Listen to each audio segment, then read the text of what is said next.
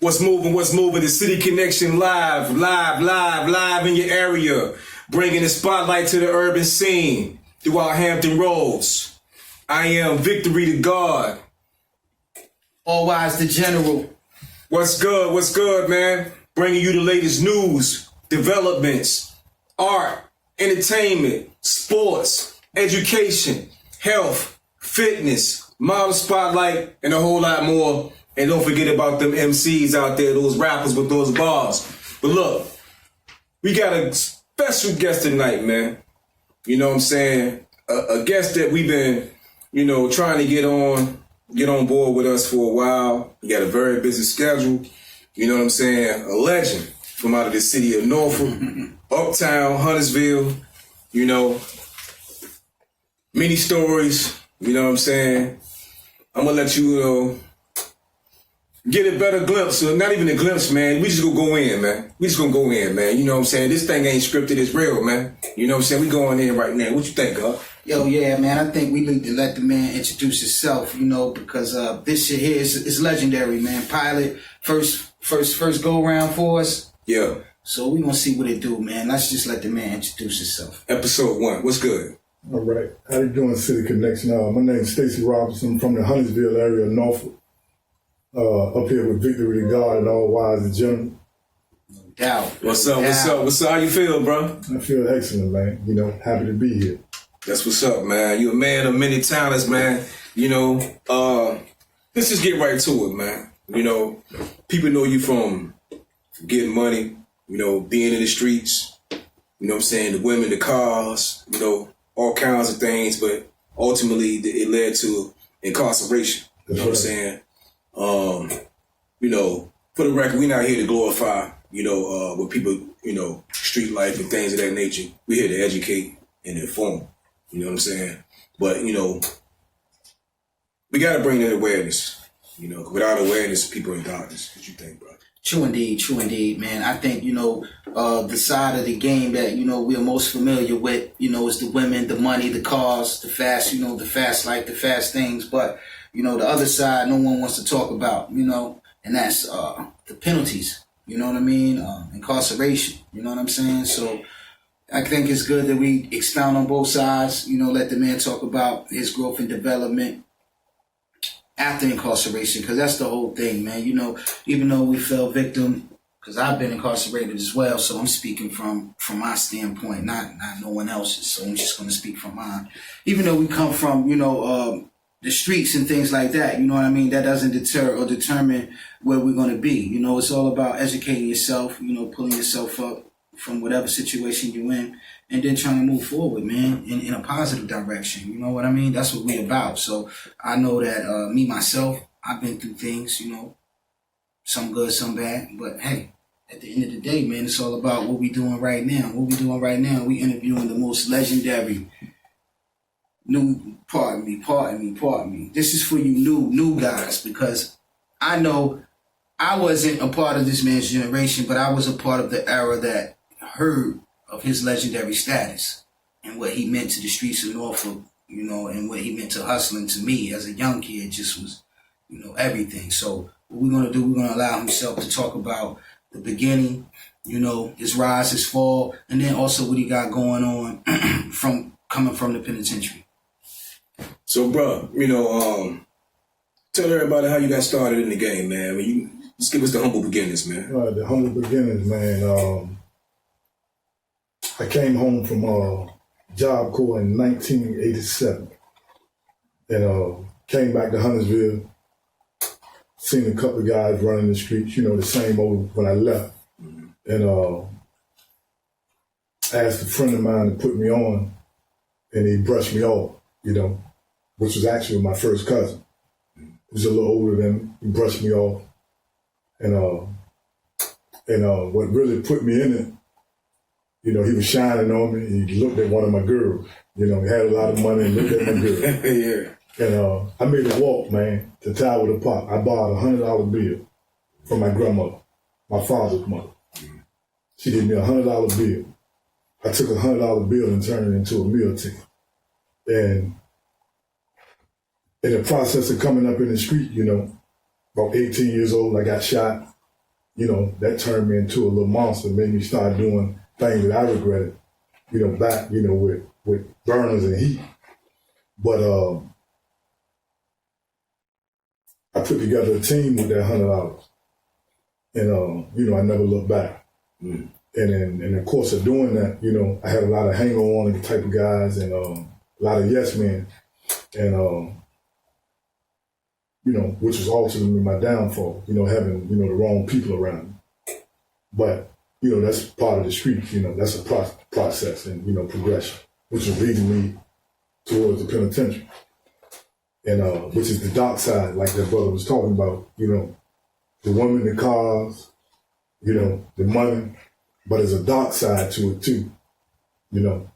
That's when, the court system bring down that hammer, and that's final. And, I caught a life sentence, at 22 years old.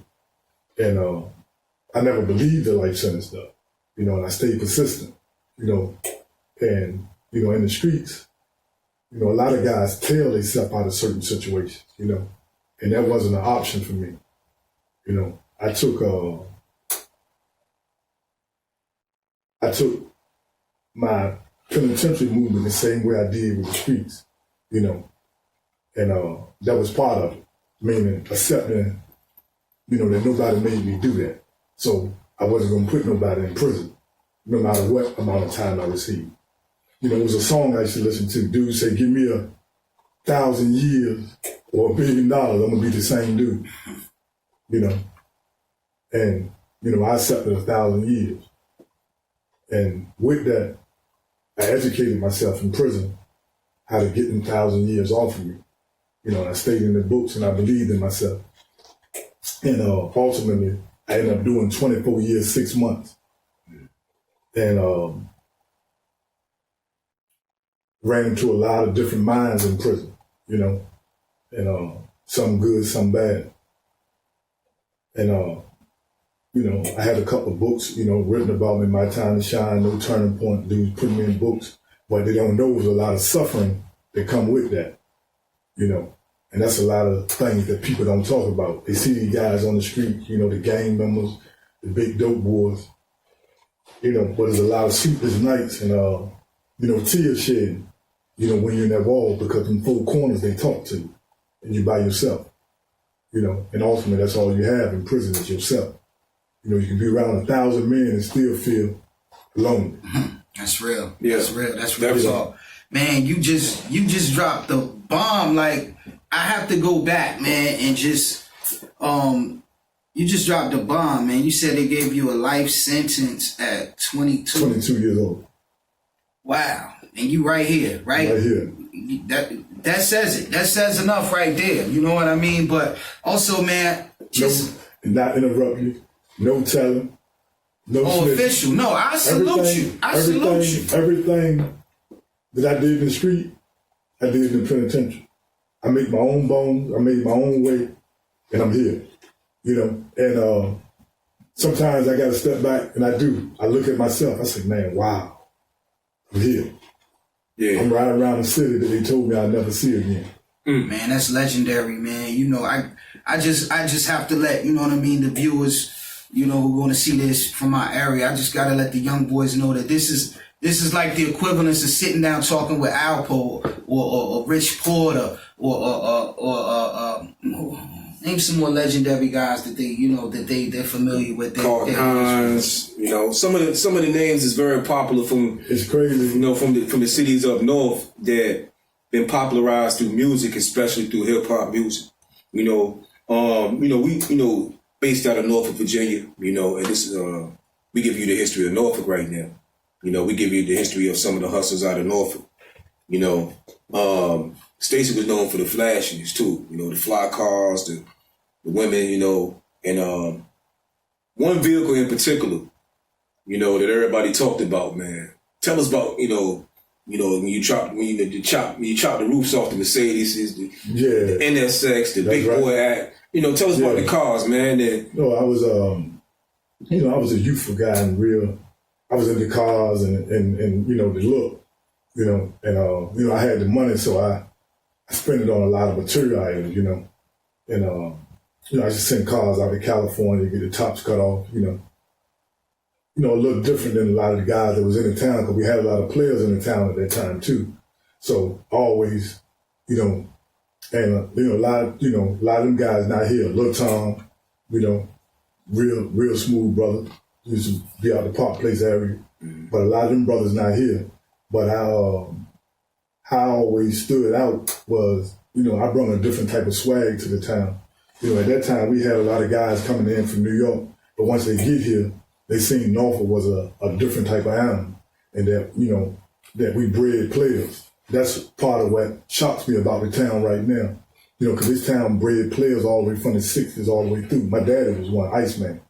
So, this new era is a little different. I tell a lot of young guys out in the village today, out Campostella.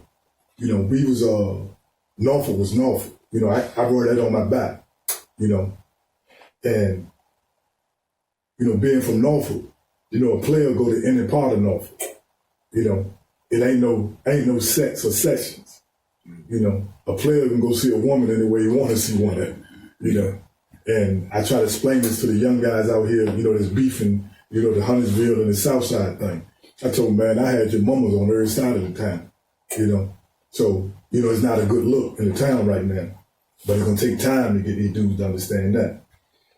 Now, right there, like, so back in your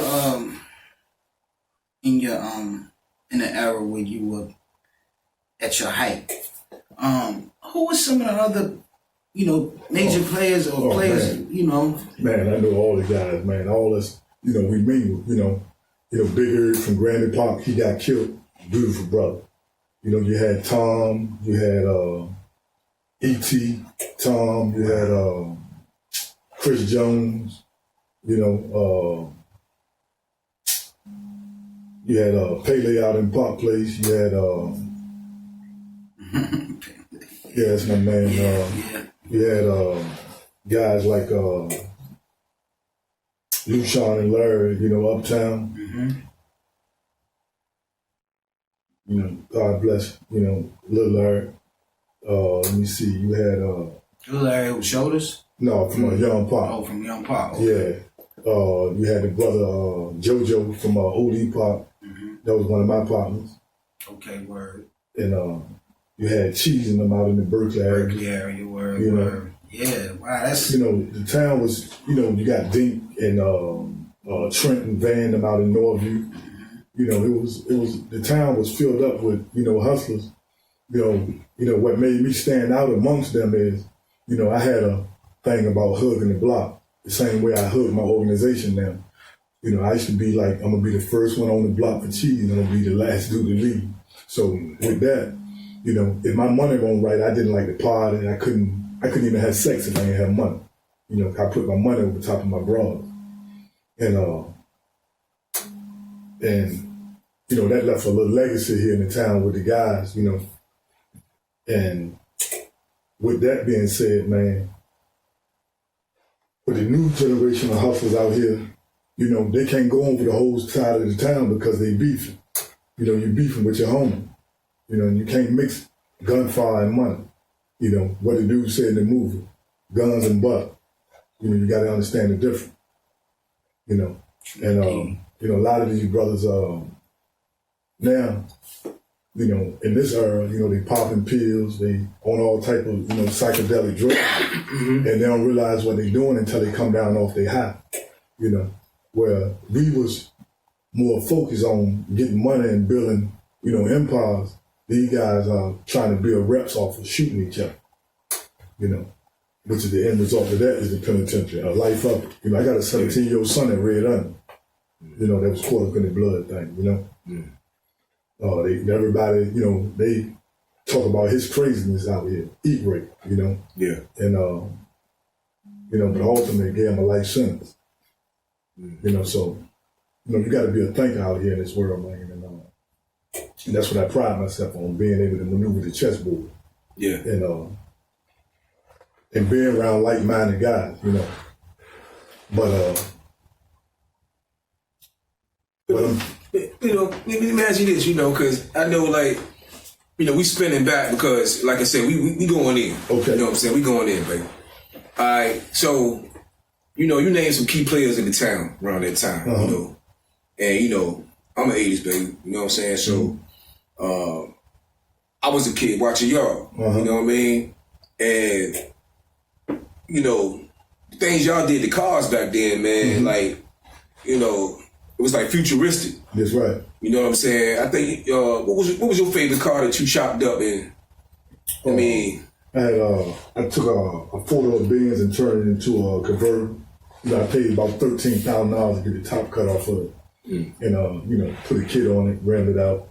It was an eye catcher. Dudes used to come from out of town, to New York, Detroit. We used to have a Greek fest in Virginia Beach.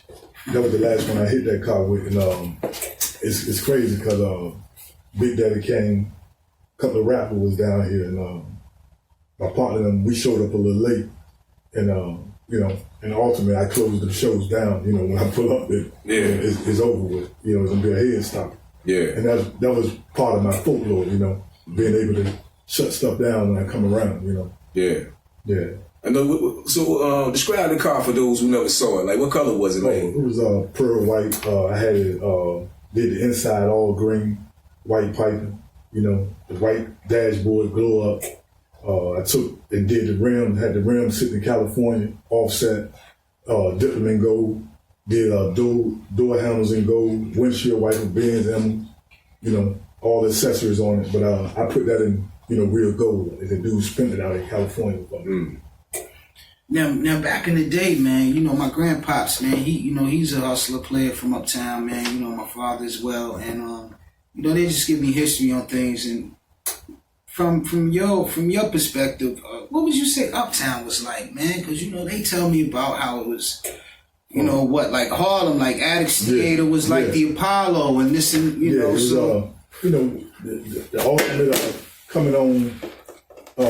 Uptown, in Church Street, man, was, when you said uptown, a lot of guys didn't like coming up there because it was a different movement uptown. The guys was more, you had guys like Kenneth Speed and, he putting, fear these guys. So when you hustled uptown, you had to be a man's man, and dudes had to respect you. Because without respect, you weren't gonna make it uptown. And it's always been that way, from the 60s, 70s, 80s, my era. And because you had a lot of, killers running around, but they weren't killing for the sake of a set or a game. Everything that was involved in being uptown was about money. Dude won't kill you over a woman. Everything was about money. And to be respected was everything. You had a thing about being feared or loved. You'd rather be feared than loved. And that's the ultimate. Wide Street, Church Street, Cary Park, Huntersville, Young Park, Tyler Park. It bred a different type of guy. And ultimately, guys from out of town, they came in, but you won't really make it in that area, so they'll branch out to the Ocean View, the Portsmouth. They stepped in Young Park, but there was a lot of murder game out there. And a lot of them got killed out there.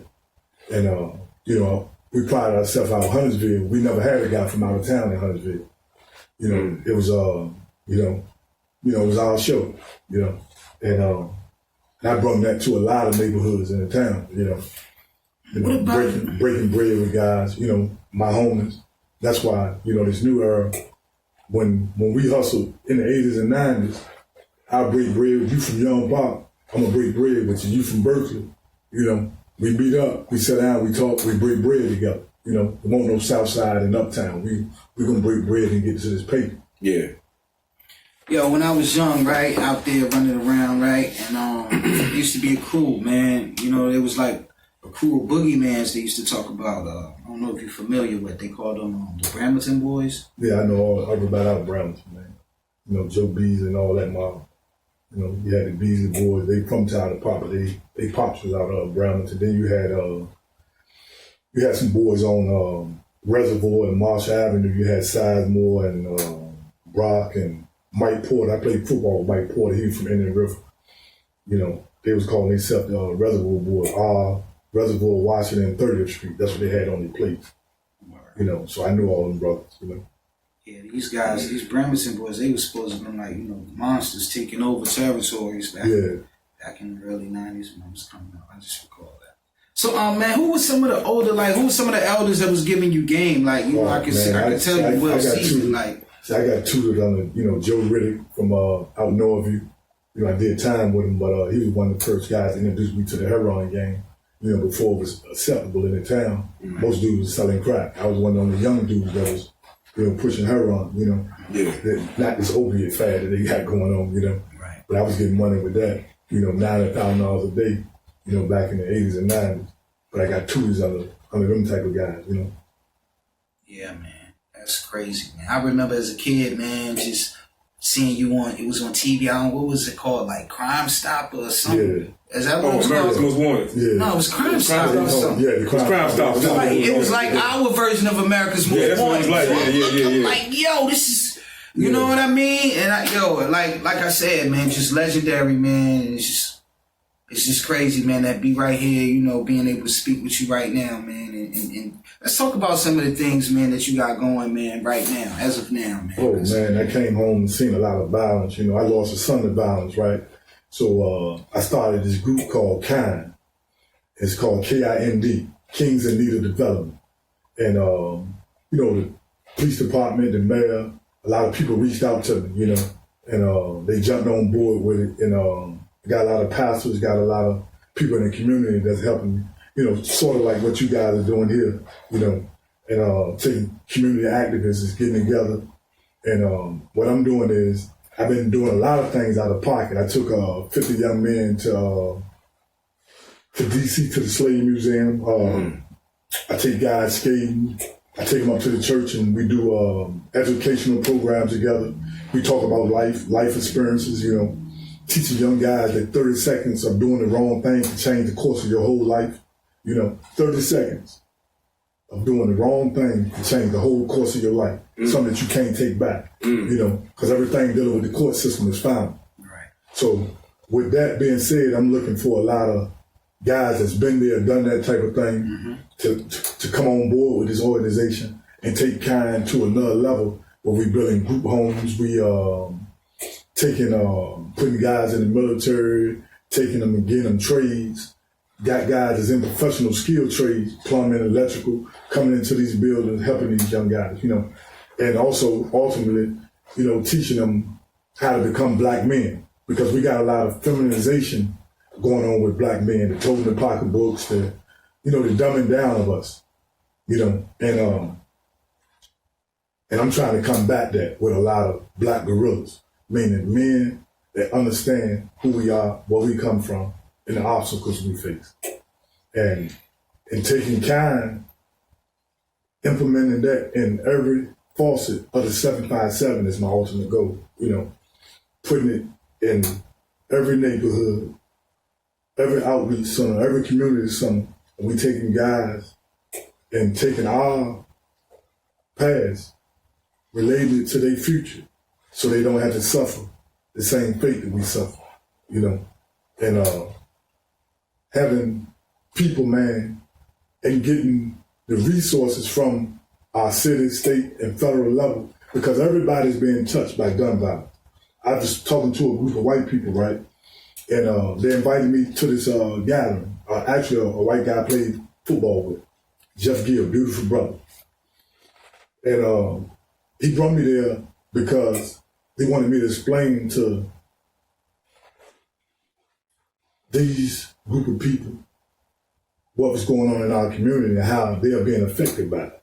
And what I wanted them to see was a white woman got killed at the Wawa by a young black guy, right? I knew the young kid. I talked to him for a whole summer.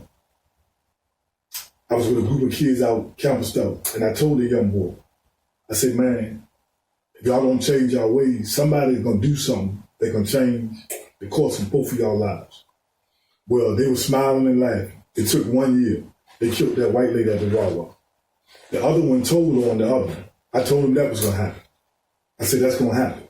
It's a fact. I said, one of y'all gonna tell on the other. It happened. But I'm also telling people from across the tracks that don't think this affects them, that it does. You had shooters inside the mall, can hit anybody. That means that we gotta combat this with money, resources, and education, creating jobs, giving people an opportunity, and taking mentors and men and putting them in these young guys' lives, because a lot of these young boys don't even have fathers. A lot of their fathers are in prison, you know, and the other half getting high. Let me ask you this, because we didn't touch on this. What was your federal indictment? Oh man, it was I had a CCE, a continuous criminal enterprise, you know, and same charge they gave John Gotti, any other mafia figure. They implemented that in the black community, and they gave me 848, which is a continuous criminal enterprise. A CCE is a 20 to life, and they gave me the high end of that guideline, you know, which was a life sentence because of the amount of money and drugs they said I had. If you don't mind discussing, what did they accuse you of? I mean, as far as the amount, what did they say? Like over 117,000 kilograms of marijuana, 39.9 keys of heroin, and about 60-some keys of cocaine, and they confiscated 800-some thousand in cash from me. Man. So at that moment, feeling all that, the weight of the world collapsing. So I was facing a federal death penalty, but they took it off the table, you know. You know, so I've been through it all. Been there, done that, and seen. In the federal system, what were some of the most dangerous places that you've been in? Oh man, you know, you got levels of it, you know, and well, at the time they sent me to Lewisburg, which was a big house of the penitentiary system, and then they opened up a spot called Allenwood USP. I went there. I was one of the youngest guys on the yard, and actually I had a mentor from Portsmouth named Enid Penn, you know, beautiful brother out of Portsmouth, Virginia. He was older than me. Well, when I hit there, one of the guard bodies from Norfolk, Dequan, Dennis Dink, he came from Leavenworth, I came from Lewisburg, and when they opened up Allenwood Penitentiary, they say they're housing 500 of the most dangerous criminals in the United States of America at a new style federal penitentiary, and that was Allenwood USP. They brought some of the worst there, white boys, Mexicans, blacks, you know, and you know, you gotta adapt to that world. You know, it's different. And you know, it's a slaughterhouse. You know, a lot of murder. It's a little different than our state penitentiary. You know, you might get a little physical in the state penitentiary, you know, you're gonna have some rumbles. In the federal system, everything mostly ends in extreme violence, murder. You have guys that beg to be in the lows and the mediums. They don't want to go to the USPs, your Beaumont, what they call bloody Beaumont. You have Pollock in Louisiana, Hazleton right now, which is a murder house, you know, is everything is segregated. Everything is segregated by race, then it's segregated by state with blacks, where you from. Yes. You know, and then it boils down, and then it could get even deeper in your state. You know, yeah. Richmond might not like Norfolk. You know, Norfolk don't like nobody. You know, so then if you tell them, that's isolate you a little more. So you're dealing with forces of this game. You know, and to make it out of the federal penitentiary, and especially a federal USP with your life, you just did the ultimate. You know, definitely. If you can do that, you can do anything. A dude asked me, he said, OG, how you come out here, man, and thrive like this? I say, because of what I've been through. I'm gonna make this look easy. You know, and I do it every day. I make this look easy. Yeah. I'm gonna do it for dudes that can't come home. You know, and everything I want, I'm gonna achieve. You know, I'm gonna grab the bull by the horns and ride him till his neck break, and I ain't gonna let him throw it. You know, you can't fold with don't bend, home. Yeah, that's a fact. That's a fact. You know, and man, welcome home again, bro. Yeah, thank you, man. You know what I'm saying? Because man, I mean, you know, just seeing you. And then, you know, I'm gonna tell you like this for the audience who don't know. You know, I was in the federal prison with this brother at Fort Dix, New Jersey.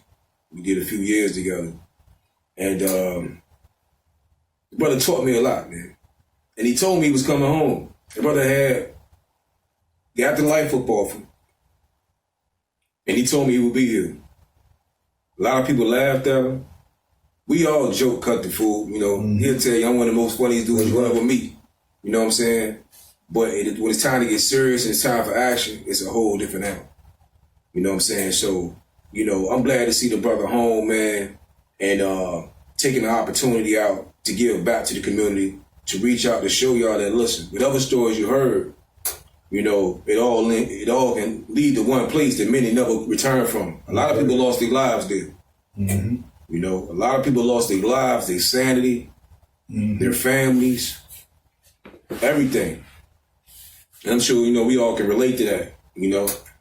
So, you know, we giving our time and opportunity here, man, the City Connection Live, you know, with Stacy Robinson, man, to let y'all know that, you know, there is a light at the end of the tunnel if you keep the persistence going, as the brother said. You know, stay strong, stay focused, you know. Pick a goal and stick to it. You know, it's more than life than the streets, man. It's more than life than selling drugs. That's right. It's more than life than chasing women. More than life than a lot of the things that you might see in the music and things like that.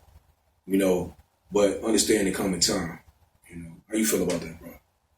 Oh, definite, man. To add on, man, you know, like I said, we all go through things, man, in life, you know, so it's just all about standing firm, you know, with moral conduct, man, so you know you don't fall victim to certain things, man, or traps that's placed out there for you, man. You know, we all have a line of moral conduct that teaches us, you know, how far to go, you know, so that's all it's about, man. Just, you know, I done went to the ledge, fell off, came back, and then I'm here with you, building, making things happen.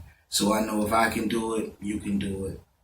It's as simple as that, man. That's You know right. what I mean? That's right. And Stacy, you know, I know you had lost it's a touchy subject, but I know you just lost a relative, a dear relative close to you, you know, and I actually met him through you. Yeah. You introduced him to me. Yeah. You know, he's a very beautiful brother, man. Yeah. You know, I met him in Norfolk State. Yeah. I met him on campus. Yeah, he just got his master's, man. You know, the assistant dean to the Norfolk State came to his funeral. It messed me up because it was a lot of, I went into his funeral, man, there was a lot of white people there and Chinese. And I looked, I said, these must be some people that just came in about gun violence. Every one of them came up and talked about him, you know, and he had just got his master's. And What was he, what did he study? Engineer. Engineering? And the brother was, he was more than what I thought he was, man. And he was there, and the people loved him, you know. And senseless, man, real senseless. And all this dude pulled the trigger and they about changed everybody's life. And not knowing, you know, sometimes you mess with people you don't even know who you messing with, man. Behind a woman, no money, no nothing. Behind a woman, man, that he didn't even want. Yeah, crazy. Crazy. That's why we got to be careful about surroundings and who we deal with, man. And a lot of these guys pulling these triggers got to learn that there's a lot of wolves out here too, you know. And you can put your family and everybody at risk. So you got to think before you do something, man. Because you pull that trigger, you go to jail, but you still got your people out here, you got your family out here, you know. And if you're dealing with monsters that deal in repercussion and go blow for blow, then you create a situation you can't even take care of because you like this. You know, now you got the hunted being hunted. You know, so you got to be careful when you're doing things, man. You know, you never know who you messing with. Definitely that. So, you know, on the brighter side, man, you know, you know, I'm just glad, you know, that a brother is able to give his insight to the youth and reach out. That's right. You know what I'm saying? Shout out to your organization. And for the viewers who didn't hear it, what was your organization called? King in Need of Development. KIND, Kings in Need of Development. And not getting off topic, but if I could forgive a man for killing my son and my cousin, that's the ultimate. And it take a lot of wrestling to do with that, with yourself, knowing who you are and what you're capable of. But the ultimate goal is, man, to save lives and not take it, And for me, not to take a life and to save a life, show my growth and development and my progression. And I'm offering that to everybody around me, man. We got to take time out and save lives instead of taking them. Definitely that, man. So look, man, I appreciate you, coming out. Oh, my bad. Before we break that off, just let the people know, man, how they could contact you. Absolutely. If they want to join the organization. Well, we got offer, man. I got you can go on my Facebook page, Stacy Robinson, or you can which you also can link through my Facebook page and hit KIND organization, or you can reach me at a personal number, which is 757-776-3996. I do a lot of on-hand mentoring with young ladies that have sons in their lives that don't have fathers. You can reach out to me. I get there and try to do some things for your kids. 757-776-3996. Okay, that's KIND, Kings in Need of Development. Yes. Legendary Stacy Robinson. Stacy Robinson. Word. You know what I'm saying? Thank you, brothers, for having me, man. Hey, man, no problem, man. No problem, man. Hope this is something beautiful, man. Definitely. It won't be the last time, and hopefully we can do some things in the community together, connecting with the City Connection, and the sky's the limit. Definitely that, man. Definitely, man. We definitely going to support you, man. Your organization, we'll show up. Anything that we can offer, man. Time, energy, whatever it is, man. Whatever's needed. All right, thank you. Hey, look. Episode 1, The City Connection Live. Stacy Robinson. Uptown, the Norfolk way. Stand up. Y'all know what it is. Norfolk way, the only way, baby. Hey, you know what I'm saying? City Connection, support the town, this Norfolk, all day, every day. I be victory to God. All wise, the 7 City Gentlemen. See you next time. Salute. Y'all walk downstairs with me real quick and get y'all the cards. And I'm going to call y'all when I get to work, man. I think you will hold me down for a few extra seconds. Oh, you at work? Yeah. I thought I would give it to you, but we got to do some things together, Vic.